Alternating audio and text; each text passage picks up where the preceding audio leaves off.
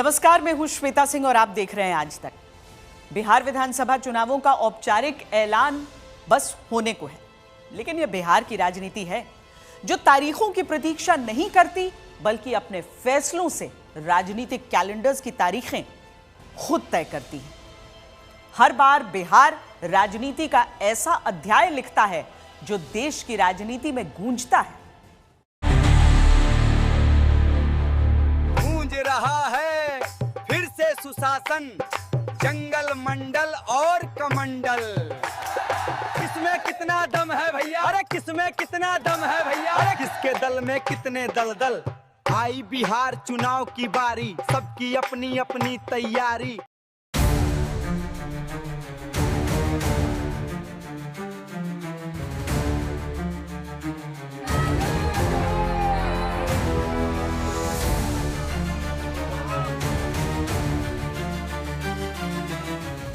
लाख रुपए तक की वित्तीय सहायता। ये चुनाव के पहले क्यों जागे हैं अभी? 15 साल से उन लोगों ने कोई काम किया है? कोई काम नहीं किया। तेजस्वी को देख करके वोट दीजिए। बीजेपी के लोगों तैयार हो जाओ, हाइड्रोजन बम आ रहा है। और ये दिखाता है कि जन स्वराज के आने के बाद बिहार की राजनीति कैसे बदली है। तेजस्वी आगे आगे और ये सरकार पीछे पीछे। कि हिंदुस्तान में वोट चोरी की जा रही। आप किसी का वोट कटा है क्या? अरे जोर से बोलो, कटा है क्या? दुनिया की कोई ताकत मुझे सीमांचल और बिहार आने से रोक नहीं सकती।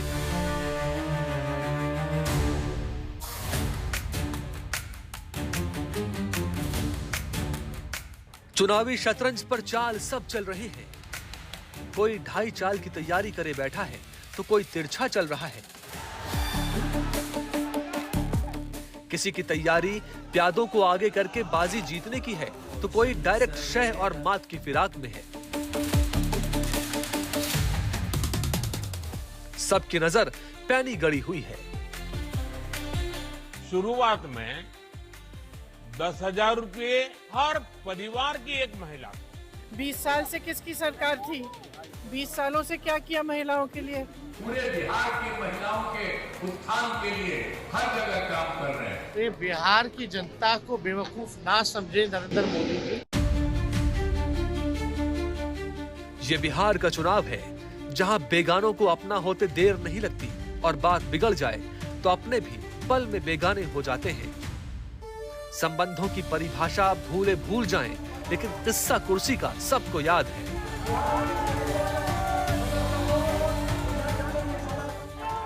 हर जगह से तेजस्वी चुनाव लड़ने का काम करेगा। आप सब लोगों से अपील है कि तेजस्वी को देख करके वोट दीजिए। तो पहले उन्होंने कह दिया कि भाई भारत का प्रधानमंत्री राहुल जी होंगे, और उनको ये एक्सपेक्टेशन था कि राहुल जी भी कह देंगे कि बिहार का मुख्यमंत्री तेजस्वी होंगे, लेकिन ऐसा जब नहीं बात आई तब एक तरह से कहिए कि हारे हुए हैं।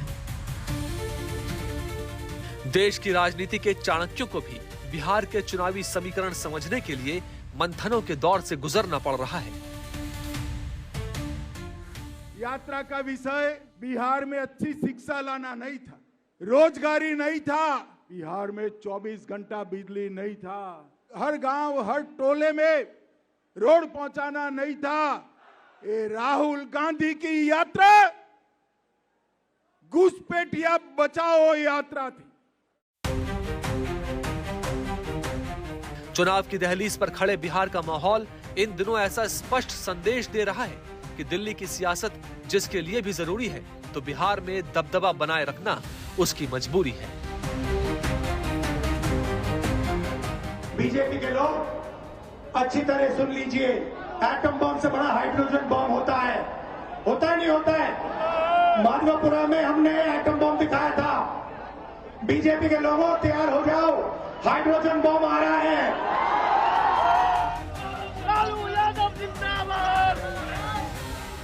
1990 के बाद से बिहार में गठबंधनों का दौर शुरू हुआ था, जो डेमोक्रेटिक फ्रंटों से महागठबंधनों के दौर तक आया। कमोबेश मुकाबला भी एनडीए वर्सेस महागठबंधन के बीच है, लेकिन छोटे दलों की बड़ी तैयारी भी दिखाई दे रही है। ये बिहार के लोगों की ताकत है कि कांग्रेस जैसी बड़ी पार्टी को, जो बिहार में अपने अस्तित्व के लिए कई दशकों से लड़ रही है और बिहार में राजद का पिछलग्गू पार्टी है, उसने भी अपनी ओर से अपने बड़े शीर्षस्थ नेताओं को यहाँ बुलाया है। और ये दिखाता है कि जन स्वराज के आने के बाद बिहार की राजनीति कैसे बदली है। हर दल को, हर नेता को बिहार में सड़क पर उतरने के लिए मजबूर होना पड़ा है। बेचैनी चेहरों की स्वीकार्यता की है। पहले की सरकार ने कोई काम नहीं किया, अब बहुत बुरा हाल था। आज जैसे ही ये सरकार आई, लगातार काम किया गया है। तेजस्वी आगे आगे और ये सरकार पीछे पीछे। इसलिए आप लोगों को तय करना है कि आपको डुप्लीकेट सीएम चाहिए कि ओरिजिनल सीएम चाहिए। आवाज नहीं आ रहा, डुप्लीकेट की ओरिजिनल चाहिए ना, तो सरकार को भगाना है ना। अब मिल करके सभी जाति धर्म वर्ग के लोगों को हम लोग साथ लेके चलेंगे और एक नया बिहार बनाएंगे। बेचैनी मुद्दों की है। सच्चाई है, ये 2014 से पहले गुजरात में शुरू हुआ और 2014 में नेशनल लेवल पे ये लोग इसको लाए कि हिंदुस्तान में वोट चोरी की जा रही है। न कानून समझते हैं, न सुप्रीम कोर्ट के आदेश को समझते हैं, खाली संविधान किए रहते हैं। मोटी बात बहुत साफ है, राहुल गांधी को वोट नहीं मिलता तो हम क्या करें। बेचैनी वोट बैंकों को साधने की है। हैदराबाद से आया है। हाँ, मैं हैदराबाद से आया हूँ, चांद से नहीं आया हूँ। मैं हैदराबाद से जरूर आया हूँ और इंशाअल्लाह ताला अल्लाह जब तक जिंदा रखेगा आता रहूंगा। दुनिया की कोई ताकत मुझे सीमांचल और बिहार आने से रोक नहीं सकती। अगर मेरे आने से तुम्हारी नींद हराम हो गई है, तुम्हारा चैन बर्बाद हो चुका है, तो मेरा आना कामयाब हो गया, क्योंकि तुम इस आवाम को धोखा दे रहे थे। आज आवाम में बेदारी पैदा हो गई।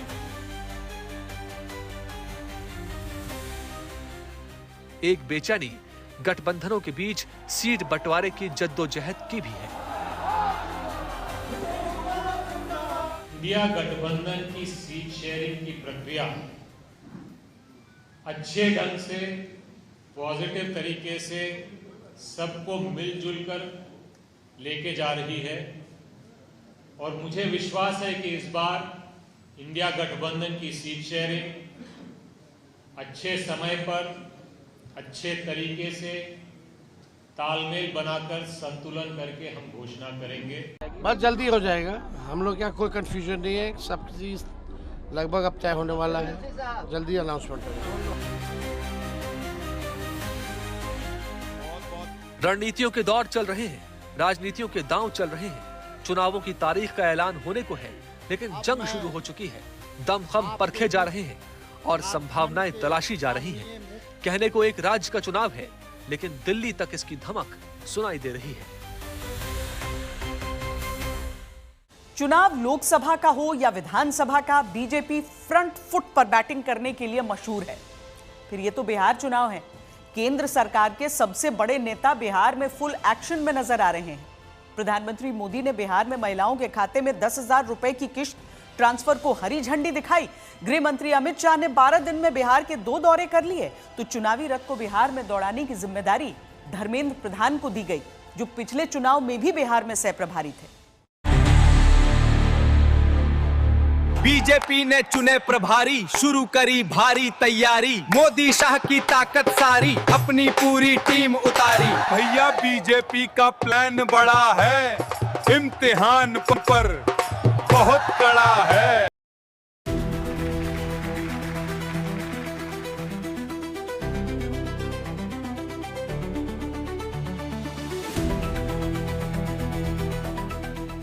बीजेपी ने मिशन बिहार में अपने सबसे पुराने जांचे परखे फॉर्मूले को सबसे तेज धार दी है। महिलाओं के विश्वास को जीतने की प्रक्रिया को आगे बढ़ाकर मुख्यमंत्री महिला रोजगार योजना को प्रारंभ करके बिहार की 75 लाख महिलाओं के खाते में डायरेक्ट 10-10 हजार रुपए ट्रांसफर किए।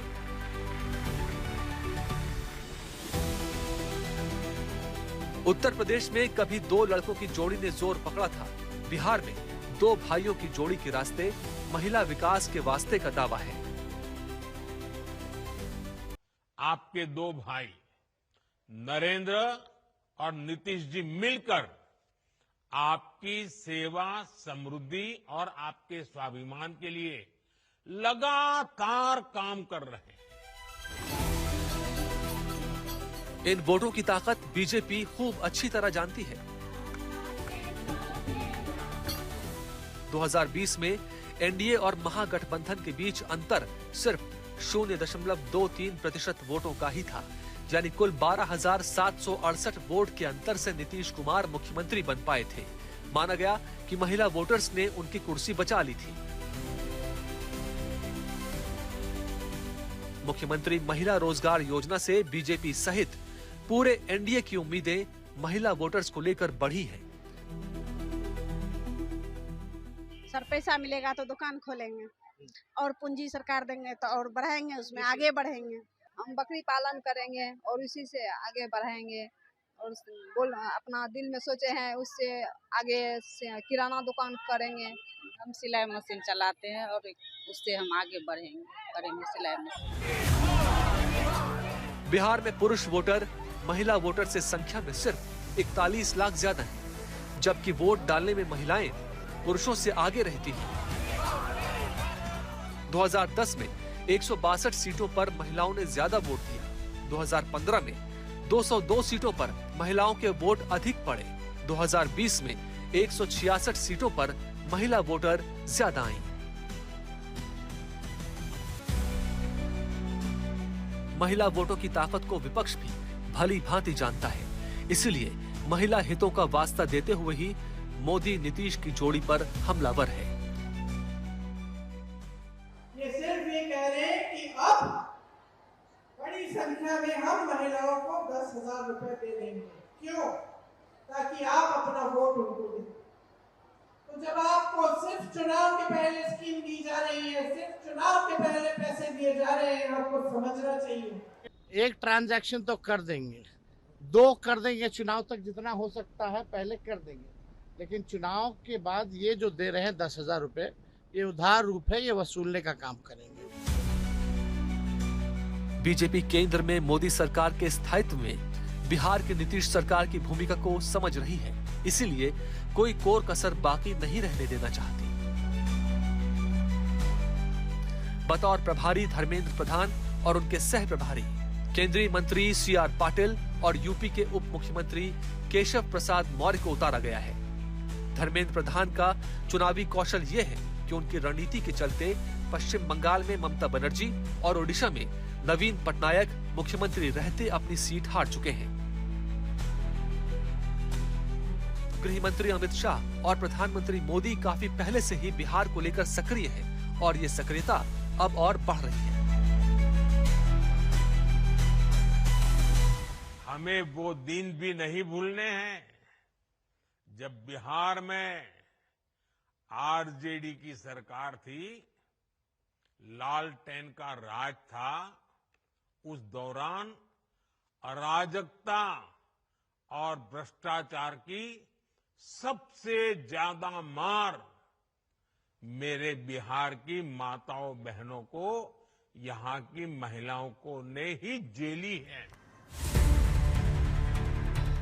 ये माना जा रहा है कि बीजेपी अपने प्रत्याशियों के चयन की प्रक्रिया को भी अंतिम चरण में ला चुकी है और इस बार भी कई तरह के प्रयोग देखने को मिल सकते हैं, जैसे सांसदों, पूर्व सांसदों या मंत्रियों का विधानसभा चुनाव लड़ना, कई पुरानों का टिकट कटना, नयों को मौका मिलना।